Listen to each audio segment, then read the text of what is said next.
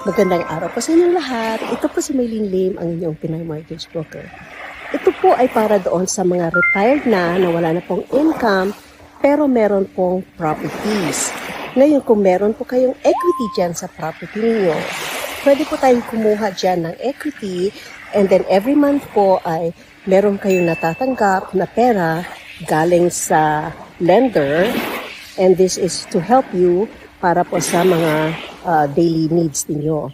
Ang mangyayari lang po, when the time comes, either you sell the property, when the time comes po, yun pong nahiram ninyong pera, ibabawas po doon sa equity ng property ninyo. Bale, babayaran po ninyo ulit doon sa lender yung kautangan ninyo. Pero in the meantime, meron po kayong makukuha monthly kung gusto po ninyo to help you augment your daily income para mas komportable po kayo.